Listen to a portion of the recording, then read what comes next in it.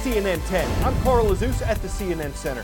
Thank you for spending a few minutes with us on this last day of September 2019. Officially, we are only 1 week into fall in the Northern Hemisphere, but a winter storm has descended over the Rocky Mountains. North America's longest mountain range stretches roughly 3,000 miles from western Canada all the way down to New Mexico. It's in the northern United States that a storm system is bringing huge amounts of snow, and forecasters say if their predictions pan out, this could break records, and it already has in some parts of Montana. In Great Falls, for example, 9.7 inches of snow fell on Saturday. The previous record was only 3.6 inches, and that was set in 1954. But that's only part of the story. Other areas of the state have gotten as much as 3 feet of snow. The governor has declared a state of emergency to speed up help to those who need it. Dangerous road conditions, fallen trees and power lines, homes without electricity when people want it for heat. Those are some of the storm's impacts on humans, and a record cold for this time of year also threatened cattle and crops. A CNN meteorologist says it's not unusual for some parts of Montana to get snow in September. What's shocking this time around is the amount of it. The last time a winter storm struck with this much snow this early was in 1934. That was the record, and this system could beat it. It's not just bringing a whitened winter wonderland. The gusts of wind that were blasting Montana Sunday were expected to be between 35 to 45 miles per hour. Add that to blowing snow, and you have whiteout, near blizzard conditions, according to the National Weather Service. It expects that from Montana, the storm is expected to move eastward over the northern Plains states and the U.S.-Canada border, and the cold it leaves behind is expected to be 15 to 30 degrees below average in the U.S. Northwest, though above-average temperatures are expected to stay in place from other parts of the plains to the U.S. East Coast. 10-second trivia. When a planet is at its farthest point from the sun, it is said to be at what? Apogee, perigee, aphelion, or ophidian? Aphelion is the farthest orbital point from the sun, and perihelion is the closest. Another term that some rocket scientists are discussing is Starship, and nothing's going to stop us from explaining why. Starship is the name of a prototype spacecraft. It was unveiled over the weekend by SpaceX. The private spaceflight company is also working on the rocket booster that would blast Starship off the ground. And in theory, as many as 100 passengers could be on board, headed to the moon or Mars or beyond. But it could be a while before that happens, and there are signs NASA is getting a little impatient. It's given SpaceX and Boeing billions of dollars with the expectation that the companies would be flying spacecraft with crews on them by 2017. That didn't happen. And though a SpaceX capsule successfully docked with the International Space Station earlier this year, the spacecraft was destroyed a few weeks later when a failure occurred during a ground test. Still, SpaceX and its CEO Elon Musk are pressing on, saying reusable spacecraft like Starship will be key to getting people in space and doing it more affordably. Your goal has always been to make us a multiplanetary species, to establish a colony on Mars. Tonight, today, the unveiling of Starship, is that a turning point in that mission?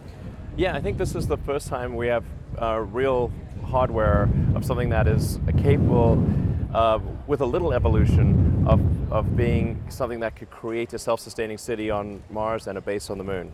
And absolutely. You said tonight that you might be flying people in a year in this thing?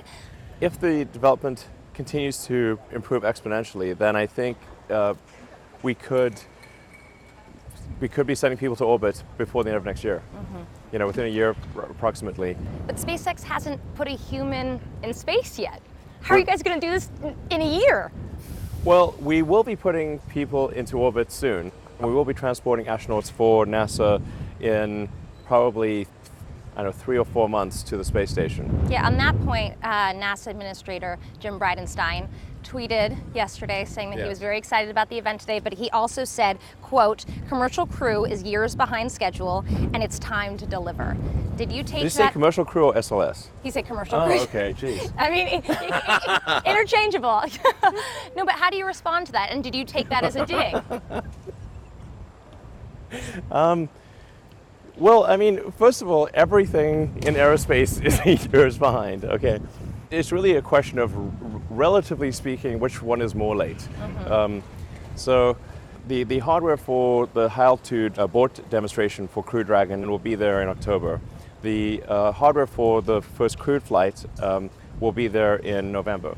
And so most of the work that is required from now through flight of NASA astronauts is a long series of safety reviews. So it's not really hardware related, and it's really going as fast as we can make it go. If there's some way to make it go fast, I would make it go faster. Let's talk about funding. You've said in the past that Starship would cost between $2 and $10 billion. You still looking at that price tag? I think it's you actually, laugh. Yeah. I mean, it's a big range. I mean, I think it's probably closer to 2 or 3 than it is to 10. Is that because of the switch to steel? The switch to steel is fundamental. You know, I think that's literally that might be the best design decision I've ever made. I can't think of a better one. The steel is lighter than the carbon fiber solution, or lighter than an aluminum lithium solution, and costs 2% as much. I mean, I really view what we're doing here as making life multiplanetary as opposed to escaping Earth. I mean, I think like 99% of our resources should be on making sure that the future on Earth is good. But I think at least 1% of our resources should be on making life multiplanetary and extending consciousness out to other planets, both for the defensive reason of preserving the light of consciousness into the future, as well as the adventure, the excitement. I find personally more motivating than the defensive argument. So you prefer to be an optimist rather than a pessimist? I mean, I think excitement and adventure and a sense of possibility about the future are incredibly important. Otherwise, why live? Last time we caught up with CNN hero Stan Hayes, it was in the months following Hurricane Harvey. And Hayes' nonprofit organization was in Houston, Texas, bringing fresh barbecue meals to hungry people. He's a grand champion pitmaster, a barbecue expert. He has thousands of volunteers who've helped him deliver food to survivors and first responders. And in the wake of Hurricane Dorian, which hit the northern Bahamas on the 1st of this month, Operation BBQ Relief was at it again, crossing a milestone in the number of meals it's delivered. We are here today in Fort Lauderdale where we're getting ready to ship over to the Bahamas 10,000 meals. This is our first international mission that we've taken. Our 3 millionth meal since we started the organization in 2011 is going over on this plane. For us, that's a huge milestone. 2 million was almost a year ago, exactly when we were in Wilmington, North Carolina. But we're going to provide, that one meal that matters, our 3 millionth time.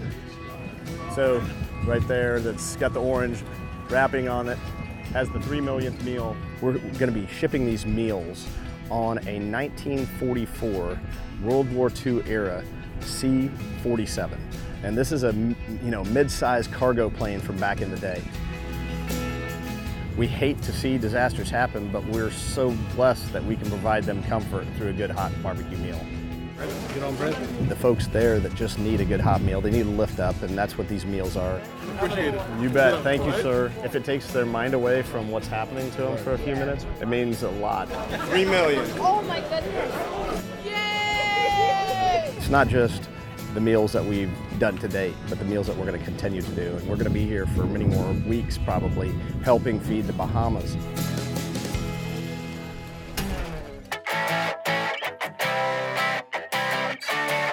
It is one thing to move to a historic home. It's another thing to move a historic home. That's what's happening here after the buyer of a 255-year-old mansion in Maryland relocated it 50 miles away. It was built to last and to float. We don't know how much the house was built for, but it was sold recently for $500,000, obviously plus moving expenses. The new owner says he plans to restore it and give it to his parents, who shouldn't mind if their son barges in because the house has been barged on. That could have been featured on Beachfront Barge on Hunt. Gives new meaning to waterfront real estate, making you feel like you're on the river because you're on the river. And while some historic homes are remarkable for still standing, this one's moving and sailing, and it brings us home sweet home on CNN.